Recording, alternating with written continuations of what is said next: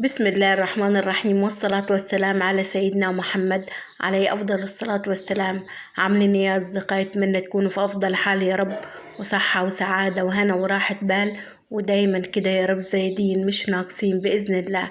النهاردة هنعمل مع بعض المسمن المغربي بطريقة حلوة جدا، سهلة وبسيطة.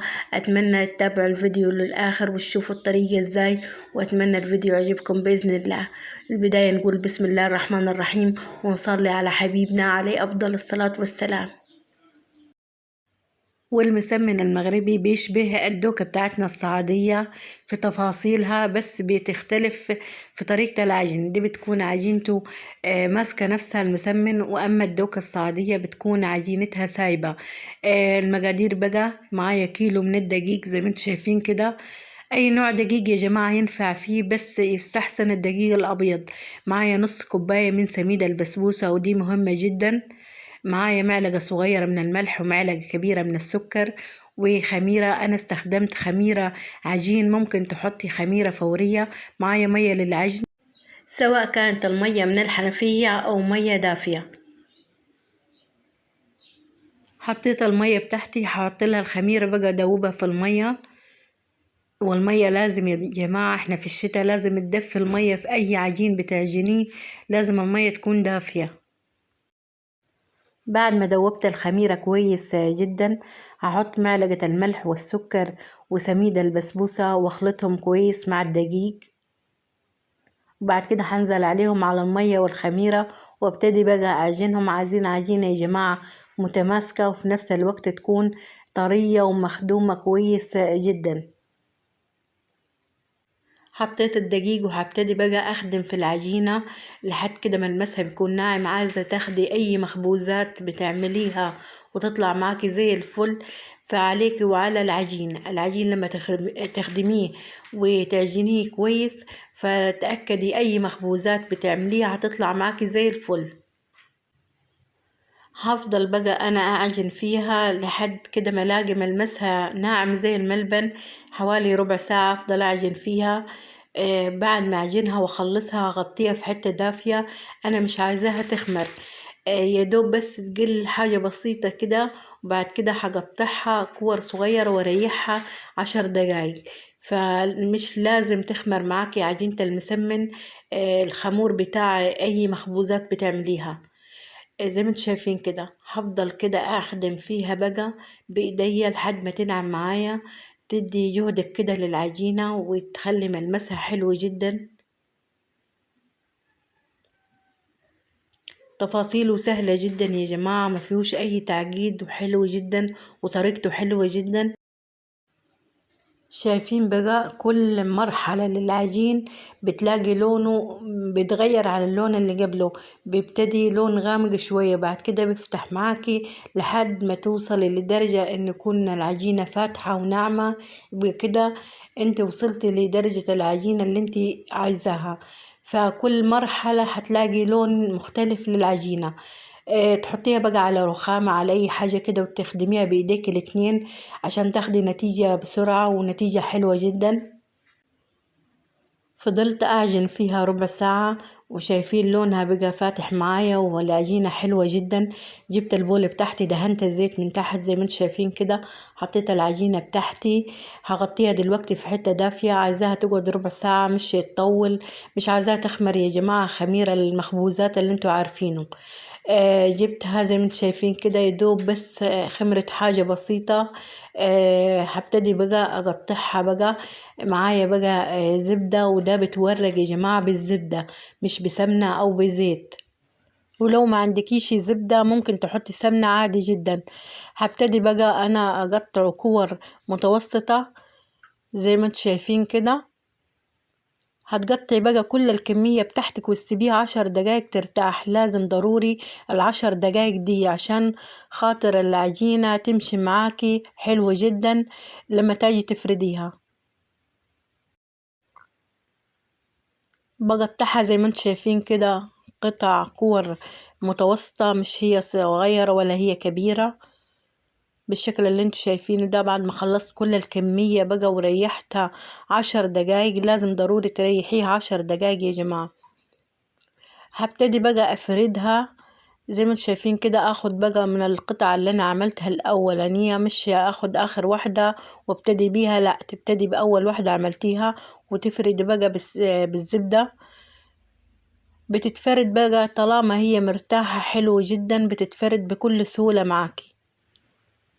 على فكرة طعمه حلو جدا، اللي ما يعرفوش يا جماعة يجربوا، هيلاقوا طعمه جميل جدا. انا ما كنتش اعرفه بصراحة.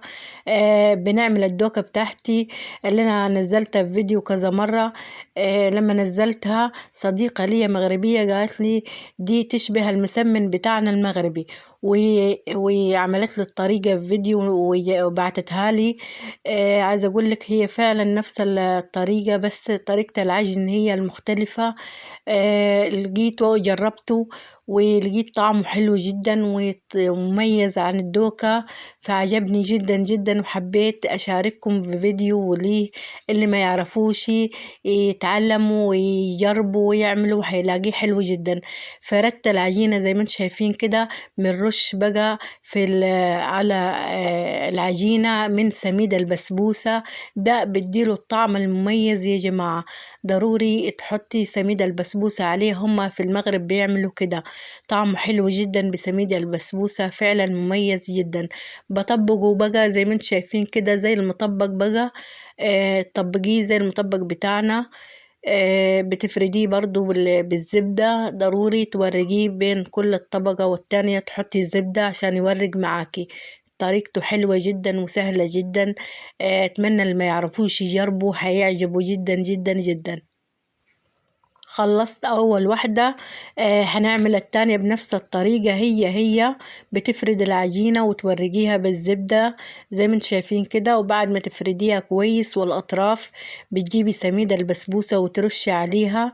ما تكتريش، يدوب معلقة او نص معلقة من سميد البسبوسة.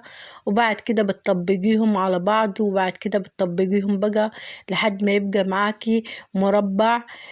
بتورجيه بالزبدة في كل الطبقات. سهل جدا يا جماعة وطعمه جميل جدا وما بياخدش منك وقت. احنا ما خدش منا وقت، يدوب ربع ساعة في الخمور وعشر دقايق يرتاح. وبعد ما بطبق وخلص كل الكمية، بتجيبي أول واحدة وتسخني الطاسة بتاعتك، وضروري تكون طاسة تخينة، ما يكونش خفيفة معاكي، عشان لما تحطيه ما يتحركش معاكي. وسخونية الطاسة لما تكون تخينة كده بتسويهولك بكل سهولة من غير ما يتشعط معاكي ولا يجراله أي حاجة. ما بنحطش زيت خالص للطاسة، بنكتفي بس بالمادة الدهنية اللي فيها اللي هي الزبدة.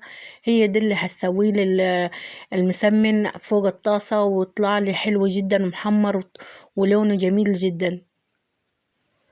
وهتحمريه ما بتكملش الواحدة دقيقة أو دقيقة ونص على الطاسة، وبتطلعيها ما بكملش يا جماعة، وبياخدش وقت منك ولا مجهود خالص، وطعمه جميل جدا. تعمليه في الفطار كده مع عسل اسود، مع مربى، مع طحينية، مع كوباية شاي بلبن.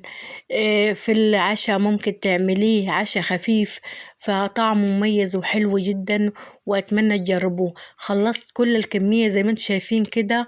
ببتدي بقى، أنا سخنت الطاسة بتاعتي على النار، ببتدي بأول واحدة أنا عملتها، بفردها بالزبدة زي ما انتم شايفين كده. تفرديها برضو بعد ما تطبقيها، تفرديها كويس عشان خاطر ما يطلعش معاك تخين، عايزين يكون رقيق وحلو جدا. بفردها بعد ما فردتها بالزبدة كده، بحطها فوق الطاسة زي ما انتم شايفين كده.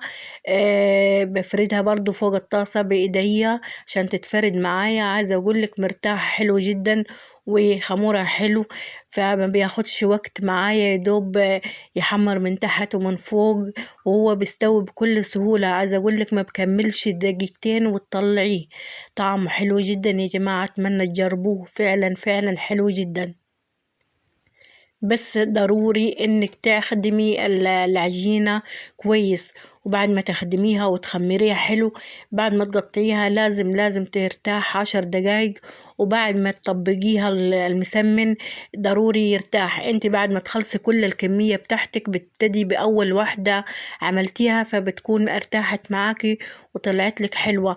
تفرديها كويس، لازم ضروري تفرديها تاني بالشكل اللي انتوا شايفينه ده. ما بياخدش وقت يا جماعة، مجرد ما بحط الوحدة على الطاسة يعني نص دقيقة بقوم قلبها الناحية التانية بالشكل اللي انتوا شايفينه ده، وبورق معاكي وزي الفل بيطلع.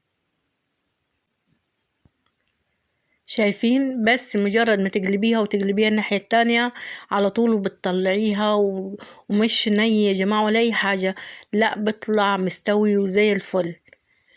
بخلص بقى كل الكمية بنفس الطريقة دي، ما بياخدش مني لا وقت ولا مجهود.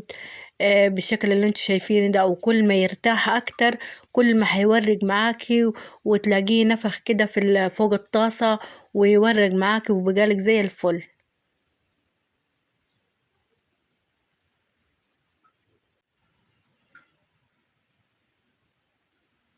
شايفين؟ مجرد بس ما يشم النار كده تلاقيه حمر على طول، وتقومي قلبها الناحية التانية، وكل ما يرتاح معاكي شايفين بينفخ معاكي لأنه ارتاح كويس، فبيديكي نتيجة حلوة جدا. بخلص بقى كل الكمية بنفس الطريقة. عايزة أقولك كان فطار حلو جدا عملته للكل، والكل يعني اللي أكلوا بالعسل، واللي شربوا بالشاي بلبن، فطعمه حلو جدا وفرحوا جدا. لما أنا قمت الصبح بدري عملته، قام من النوم لقوني خلصته وحضرته مع الفطار، ففرحوا بيه جدا وطعمه حلو جدا. أنا عن نفسي أكلته من غير أي حاجة يا جماعة، يعني أنا واقفة كده خلصت الاتنين أنا واقفة، فطعمه حلو جدا من غير ما لا شاي ولا أي حاجة. هو لما تاكليه مجرد ما تاكلي الوحدة على كده من غير أي حاجة طعمه حلو جدا. شايفين؟ خفيف ومورق من جوا وطعمه حلو جدا. أتمنى أكون وصلت لنفس النتيجة، بس أكيد المغربيين بيعملوه أحسن بكتير. أتمنى الفيديو يعجبكم، وأتمنى طريقتي تعجبكم، وأتمنى تجربوه بإذن الله. واللي اشترك في قناتي اشتراككم كله على راسي من فوق، واللي لسه ما اشتركش أتمنى تشتركوا وتفعلوا الجرس عشان يوصلكم كل جديد عندي. والسلام عليكم ورحمة الله وبركاته.